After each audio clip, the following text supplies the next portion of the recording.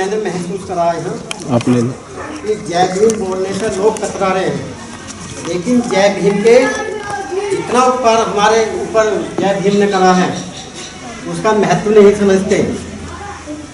अगर बताओ ये घर किसी का है और आप विपक्षी इस घर पे कब्जा करने के लिए क्या करोगे? मुकदमा करोगे, लड़ाई करोगे, मारोगे और मरोगे भी। और बाबा साहब ने हमारी 5,000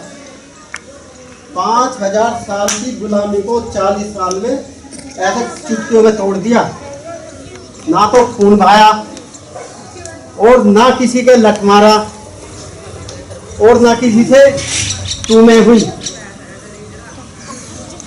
बाबा साहब इसलिए गर्व से हम बाबा साहब को गर्व से बोलते हैं जय भीम, और हमें सभी को गर्व से बोलना चाहिए जय भीम।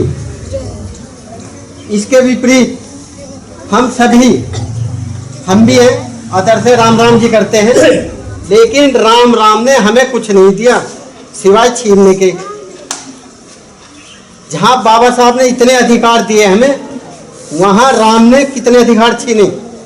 एक हमारे महर्षि हुआ करते थे, शंभुक ऋषि, आज तो बोलते हैं टीचर, स्कूल में पढ़ाते हैं।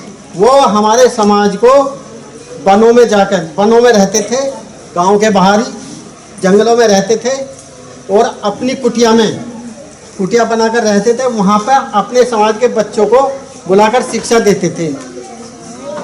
शिक्षा देना अपने समाज को गलत है या सही है? तो राम ने उनका शीश काट दिया, ये गलत है सही है?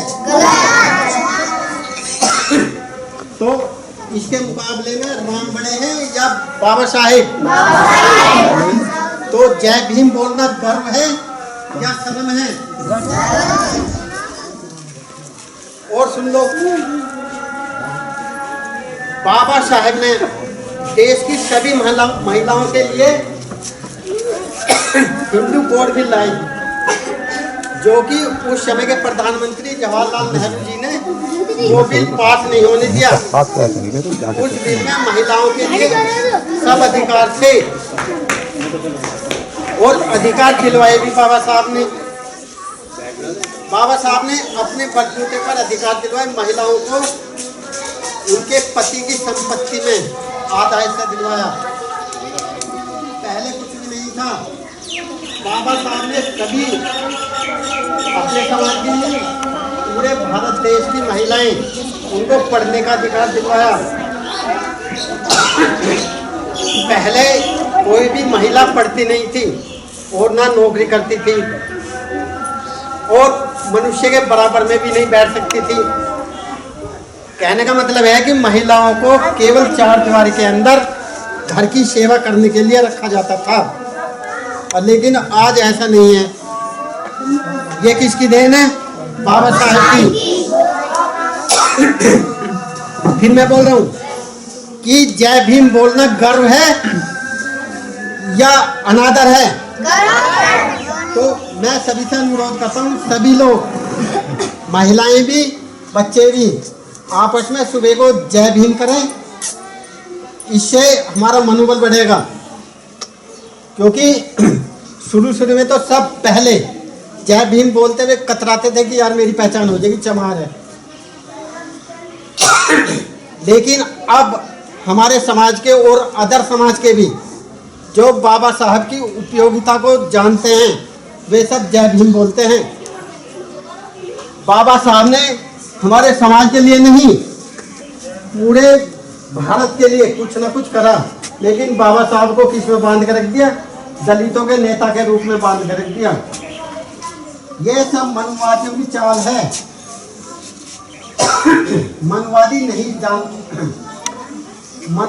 नहीं चाहता कि ये दलित समाज आगे बढ़े, क्योंकि अगर हम पढ़ेंगे लिखेंगे तो हमारे अंदर समझदारी आएगी। और मनवादी सोचता है कि ये पढ़ना और ना लिखा, इनके ना अंदर समझदारी आएगी।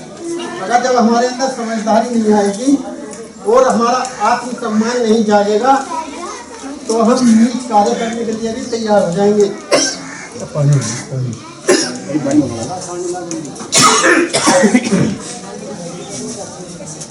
नीच कार्य क्या? लैट्रिन पड़ी है, अदर कास्ट का है, कोई दूसरा में कहे बड़ी कास्ट का, तो लैट्रिन उठा।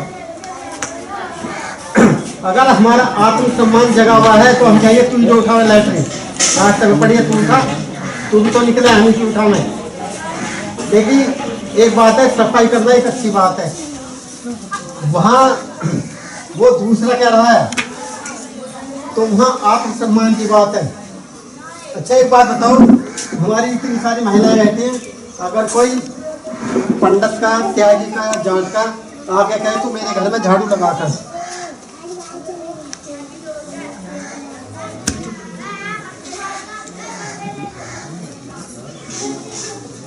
और एक दिन के 500 रुपये मिलेंगे। कितनी महिलाएं जाएंगी,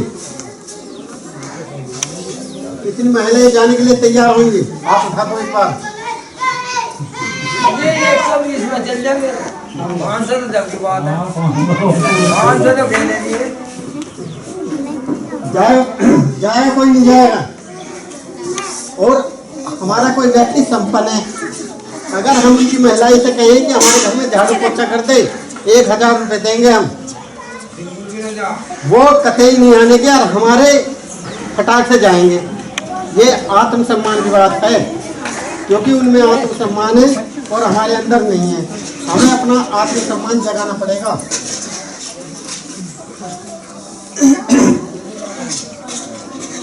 जहाँ भी हम बाबा साहब की चर्चा करने जाते हैं, सब कहते हैं बाबा साहब का मिशन, बाबा साहब तेरा मिशन अधूरा, हम करेंगे पूरा। पूरा कब होएगा? जब बाबा साहब को पढ़ेंगे, जानेंगे, उनके अधिकार उन्होंने हमें क्या क्या दिए, इसको जानेंगे हम, तभी बाबा साहब के विचारों पर आगे चलेंगे। और जब बाबा साहब के विचार हमारे मन में घर कर जाएंगे तो हम किसी भी हालत में नहीं रुक सकते प्रगति करे बगैर, उसमें हमारी प्रगति निश्चित है। अच्छा एक बात और बताऊं, अगर हम स्कूल कॉलेज में जाएंगे तो पढ़ के वहाँ से क्या पढ़ के बाबू बनेंगे, कोई कलेक्टर बनेगा, कोई डिप्टी बनेगा, कोई कौन बज रहा है? किसका मोबाइल? ये रे तो हाँ ये रे तो मोबाइल कहाँ है? ये ना लाओ। कोई कलेक्टर बनेगा, कोई एसएसपी बनेगा। ये चमत्कार किससे होएगा? पढ़ाई से, एजुकेशन से। और यह अधिकार किसने दिला? बाबा साहब ने दिलाया हमें। और लगभग 99% यहाँ जितने भी बैठे हैं सब हिंदू बैठे हैं। हिंदू हो या कोई और हो, मुसलमान भी है।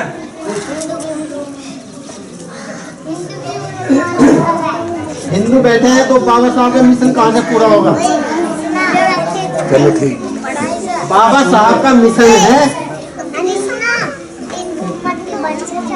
बाबा साहब का जो सपना था देश को बौद्ध में करने का था, लेकिन हम बौद्ध में तो कर ना सके और बाबा साहब की विचारधारा को भी आगे न चला सके। जब तक हम बाबा साहब की विचारधारा पर नहीं चलेंगे हमारा उद्धार होने वाला नहीं है। लगभग यहाँ 90% हिंदू हैं, सभी हिंदू मंदिर में जाना पसंद करेंगे। मंदिर में से कोई भी अधिकारी बनकर नहीं निकलेगा, मंदिर में से बनकर निकलेगा भिखारी, क्योंकि पहले मंदिर में जाएंगे, जो भी होगा उससे कहेंगे कि हे भगवान मुझे बच्चा दे दे या मेरे बच्चे की नौकरी लगा दे। भीख मांग ली। और कॉलेजों में जाएंगे, वहाँ अपने दम पे पढ़ेंगे और कंपटीशन पास करेंगे। अब सभा में आ रही है आवाज, नहीं आ रही है कुछ? रास्ता कौन सा बढ़िया है? स्कूल कॉलेजों का या मंदिर का? तो अब तुम हाँ। और एक बात और देखो, मंदिर में मंदिर में कहते हैं भगवान बैठा है और वहाँ दान पात्र रखा है, उसमें है कम से कम 1 लाख रुपए। और कोई चोर आया, वहां देखा कि ताला लगा दिया, मंदिर का पंडित है नहीं, चुपचाप पड़ेगा। वो भगवान से नहीं डरने का, वो देखा है गेट की तरफ कोई आ तो ना रहा, कोई इंसान तो नहीं आ रहा, और गंदा तोड़ेगा तो सांप जाएगा निकल के। अगर भगवान में शक्ति है तो उसे वहीं क्यों ना पकड़ लेता हो। इंसान भगवान से नहीं डरता, इंसान से डरता है। या चोट भगवान से नहीं डरता, इंसान से डरता है, क्योंकि अगर इंसान ने देख ले तो उसकी बदनामी होगी, और भगवान तो चुपचाप बैठा, वो क्या देखेगा।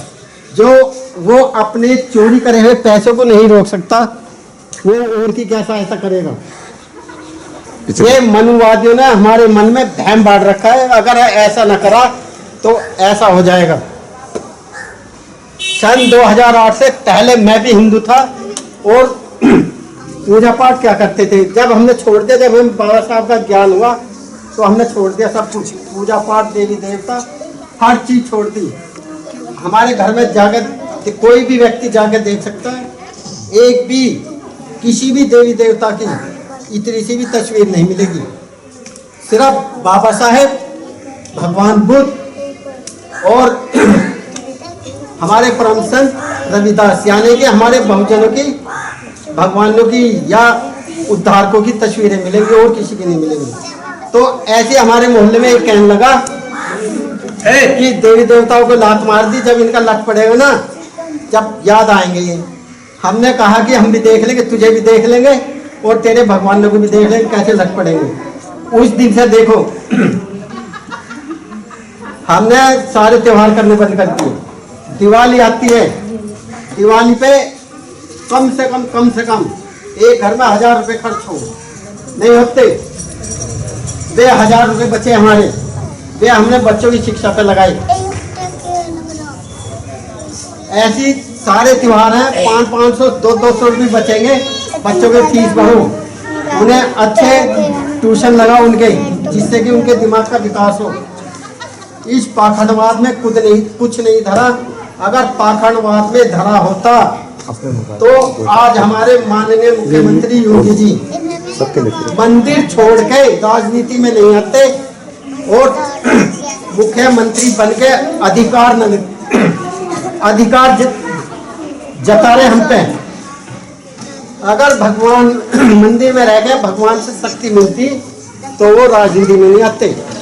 सबसे बड़ा उदाहरण यही देख लो, भाजपा में कितने सारे बाबा जी हैं, सब वो पाखंडवाद को छोड़कर राजनीति में क्यों है? क्योंकि यहाँ अधिकार है, शक्ति है,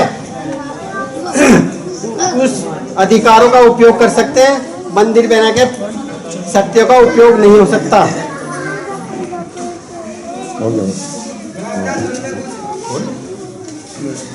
और साथियों, कल 5 सितंबर था। 5 सितंबर हम किसके रूप में मनाते हैं? हेलो, टीचर डे के रूप में मनाते हैं। हाँ हाँ। और कौन से टीचर डे के रूप में? नाम बताओ उसका।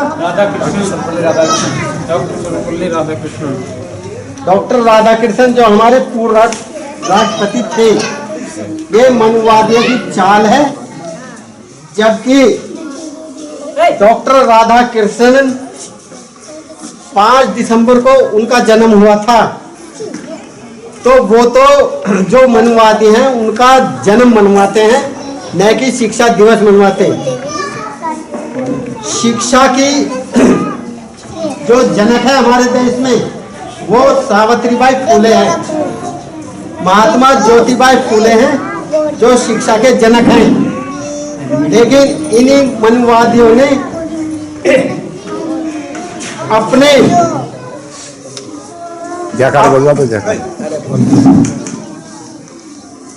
अपने ब्राह्मणवादियों के जन्मदिन और उनके त्योहारों को मनाने के लिए हम पे